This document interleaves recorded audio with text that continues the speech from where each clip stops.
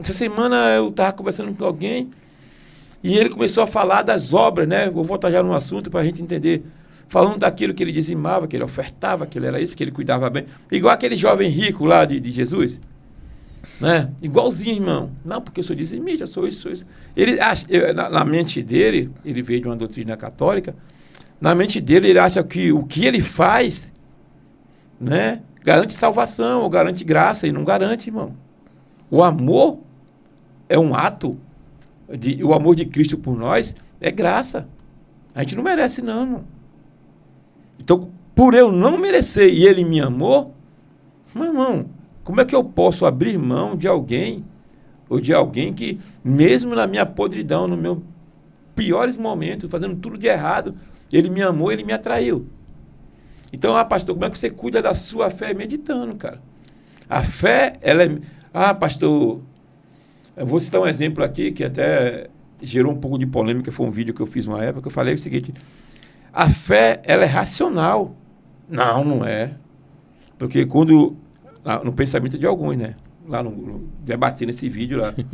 Não, porque se a fé é irracional, se a fé é racional, ela não é fé. Eu falei, é racional, irmão. Tem coisas que eu tenho que fazer. Mas tem coisas que eu não consigo. Então, o que eu não consigo, Deus faz. Mas as coisas, a maioria das coisas, eu faço. A minha fé, ela é racional. E eu entendi o seguinte, que Deus fazendo ou não fazendo, ele não deixa de ser Deus, irmão. Eu estou cheio de processo aí de saúde aí, irmão. Se Deus me curar, amém. Se Deus não me curar, amém também, cara. Eu entendi. Mas como é que você cuida da sua fé? Cara, eu penso muito, irmão. Eu acho que a minha mente, eu já amanheço o dia pensando. E não pensando em coisas sobre a fé. Eu vejo hoje em dia uma fé tão inconstante nas pessoas. Uma hora as pessoas querem, uma hora não querem. Né? Porque, gente, de onde vem essa inconstância? Assim, existe, assim, dentro da visão do senhor, existe alguma associação disso com o tempo? Né? Só para deixar mais, né, explicado o que eu estou perguntando. Eu vejo muito, eu faço muita comparação, né, de quando eu me converti, isso há quase 20 anos atrás, para agora, né. Eu lembro, e aí entra um pouco dentro do que o senhor está falando, né, acerca de amar, né, não o sacrifício, mas o amor nos leva a querer se aprofundar, a querer buscar mais, subir monte. O amor vai te levar, não por obrigação, não por sacrifício, ele vai te levar a querer ter um relacionamento maior, né? E eu uso, às vezes, quando eu vou falar sobre isso, eu uso o exemplo da pessoa que tem, por exemplo, uma namorada, né? Ele quer se relacionar mais, quer estar mais tempo perto, quer conversar mais, quer dialogar mais, quer vivenciar mais tempo junto. E eu acredito que com Deus é a mesma coisa. Se eu amo, eu quero ter mais tempo, eu quero me aprofundar nas escrituras, eu quero saber quem é essa pessoa que eu estou começando um relacionamento com ela. E eu vejo que na época que eu me converti, né, mesmo que isso não fosse explicado para mim, né, esse desejo ardia dentro de mim e eu via outras pessoas que de mesmo modo desejavam a mesma coisa, né.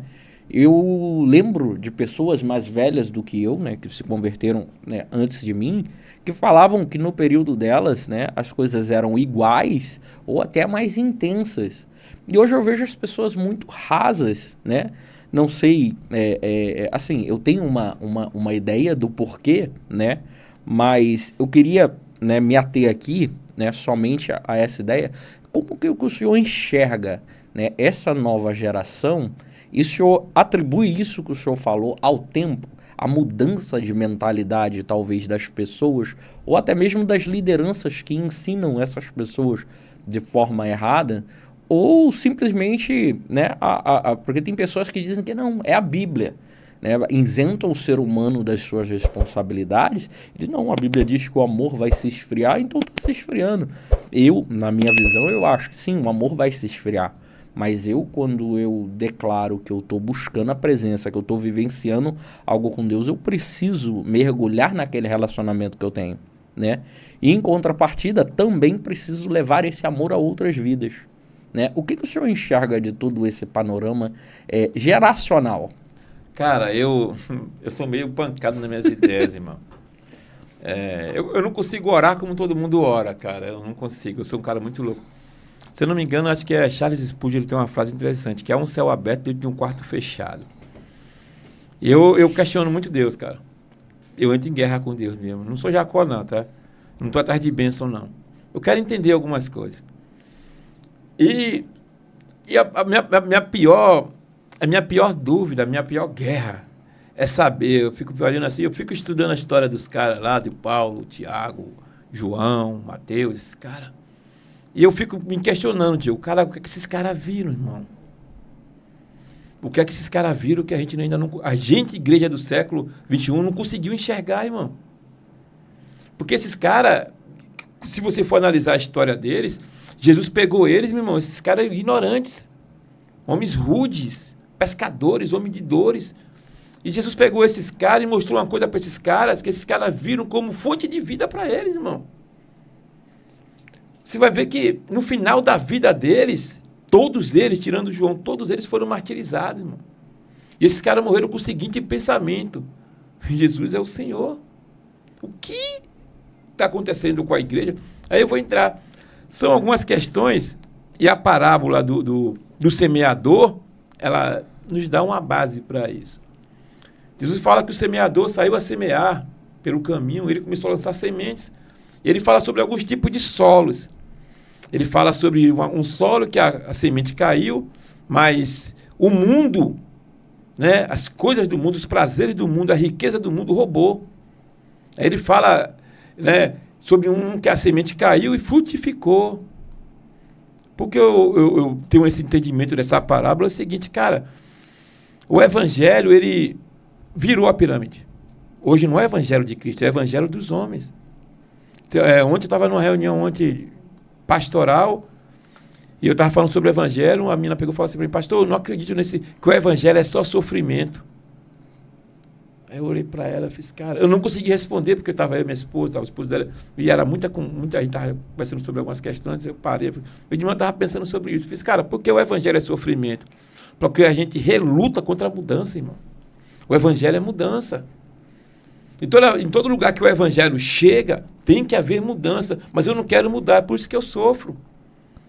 Entrega teus caminhos ao Senhor, confia nele, e o mais ele falar. Quando a gente lê um texto desse, a gente está dizendo, Deus vai fazer, Deus vai me dar um carro. Deus vai... Não, ele está falando, cara, entrega a tua vida a Deus.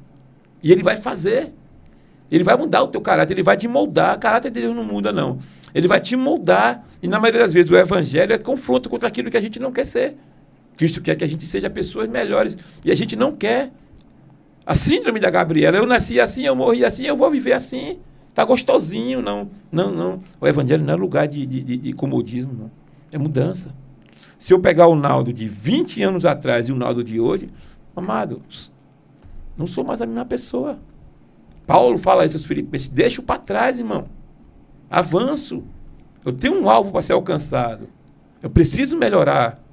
Então a vida, Diogo, se eles, os homens que andaram com Cristo, eles sabiam para onde eles estavam indo. Mas eu vou citar um exemplo aqui de Jó. Jó não sabia porque ele estava passando pelo processo. Jó não sabia como seria o fim da sua história. Jó não sabia de nada. A gente sabe porque a gente lê. Imagina alguém que está passando por tudo isso aí e não tem a garantia para onde ele está indo. Não se prega mais sobre céu, não, irmão. Não se prega mais sobre arrependimento com medo de perder a ovelha. Quantas vezes, pastor, você tem que mudar o seu discurso? Aí eu estava falando isso com o Marquinhos falou, cara, mas as pessoas têm que chegar na igreja e sair de lá com ódio de você, irmão. Porque era esse evangelho que eles pregavam. Não, mas a gente tem que falar com amor. Meu irmão, o amor são atitudes, não são palavras, cara. Cristo confrontava os religiosos de uma forma dura, mas tinha amor. Cristo amava eles. Não, mas a gente não pode. Ou seja, a gente inverteu a pirâmide. Então, o que está acontecendo hoje, dentro desse contexto que você falou aí, muita gente tem a fé, porque eles estão indo para a igreja pelo motivo errado, irmão. Eclesiastes 7, 8, se eu não me engano, fala que melhor o final do que o início. Do que o início. As pessoas elas estão olhando muito hoje, o agora. né? E dentro disso que o senhor falou, Jesus vai dizer o seguinte: no mundo tereis aflição. Aflições, cara. Aí a gente vai pular um pouco de Jesus e vai ver quem veio depois, né? Dentro do período de Jesus, teve lá Jesus, e depois eu acho que o maior nome que a gente pode citar é o apóstolo Paulo.